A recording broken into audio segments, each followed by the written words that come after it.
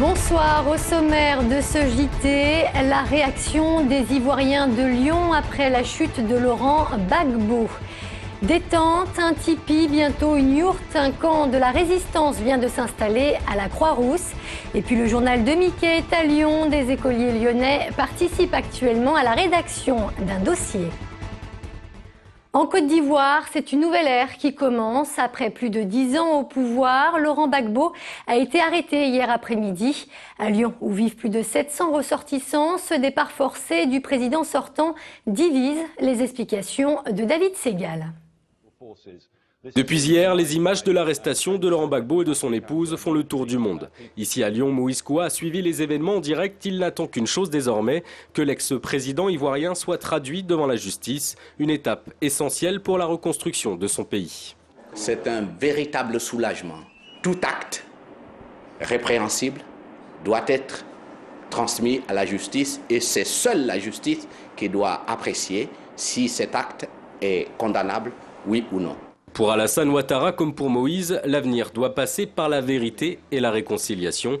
Hier, plusieurs dizaines de manifestants ivoiriens ont lancé un appel à la paix en se rassemblant place Bellecour. Les pro-Gbagbo, les pro-Ouattara, il y a de tout dans cette société. Mais vous savez, comme on dit, un arbre qui tombe fait beaucoup plus de bruit que des feuilles qui poussent. On est là pour promouvoir la solidarité, la fraternité, l'unité du peuple ivoirien. Car avant tout, on est un peuple, on reste une nation. Ils sont un peu plus de 600 Ivoiriens à Lyon et près de 1000 dans la région Rhône-Alpes.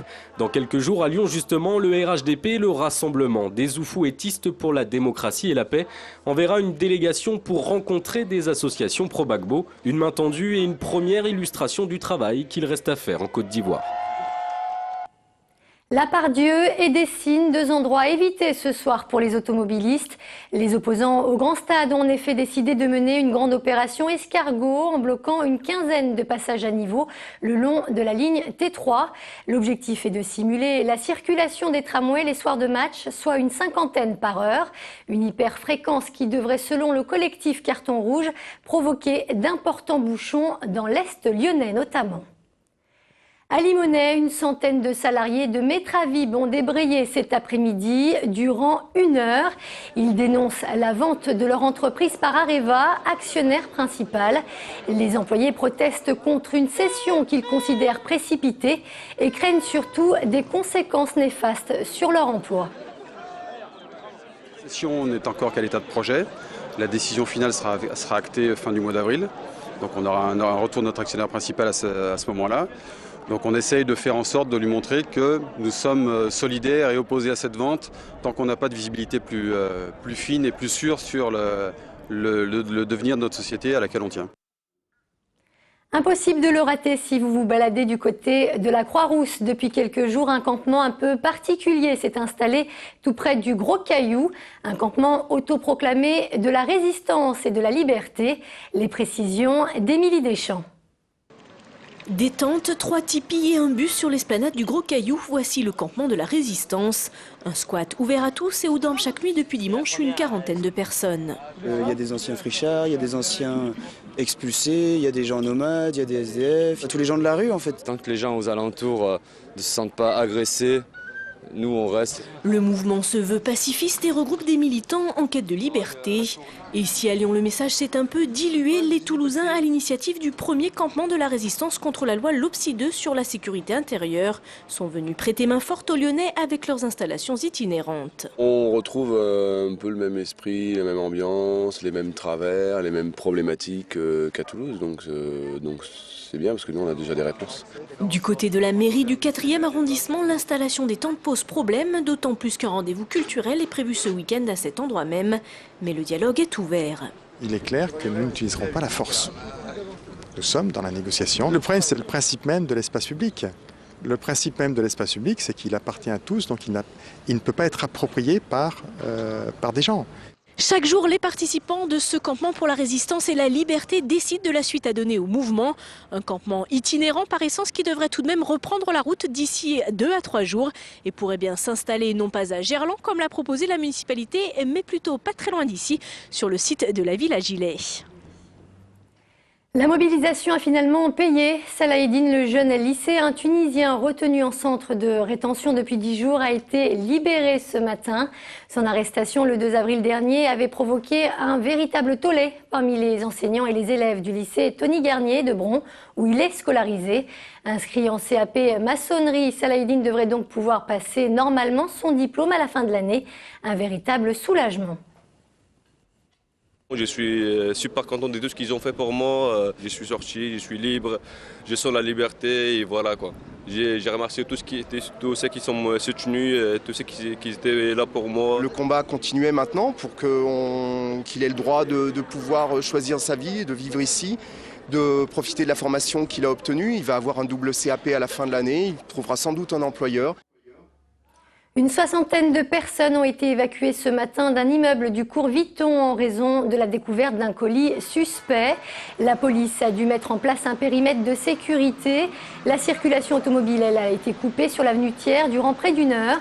Mais heureusement, plus de peur que de mal, il s'agissait en fait d'une fausse alerte, une simple valise oubliée dans une boulangerie.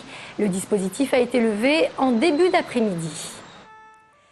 Si vous cherchez un job d'été, pas de panique, un forum entièrement dédié aux petits boulots vous accueille demain à l'hôtel de ville de Lyon. Animation, hôtellerie, agriculture, au total plus d'1 millier de postes sont à pourvoir. Ce forum s'adresse aux jeunes âgés de 16 à 25 ans. Au programme, rencontres avec des employeurs, ateliers de préparation de CV et de l'aide de motivation. Nous avons de la restauration rapide.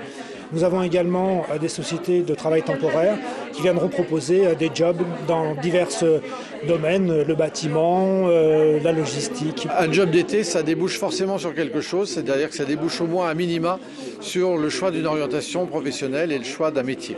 Donc ça peut être un point de départ, et c'est conçu comme ça de notre côté à Pôle emploi, comme étant un point de départ d'une orientation ou d'une réflexion sur une orientation professionnelle.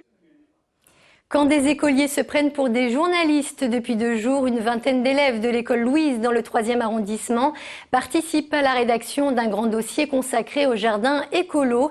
Dans quelques semaines, leurs articles seront même diffusés dans un magazine et pas n'importe lequel, le journal de Mickey, Jean-Marc Roffa.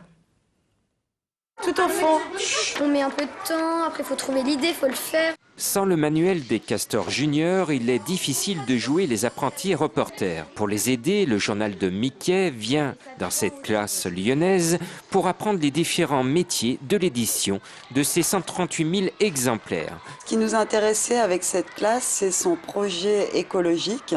Cette classe a beaucoup travaillé sur les jardins.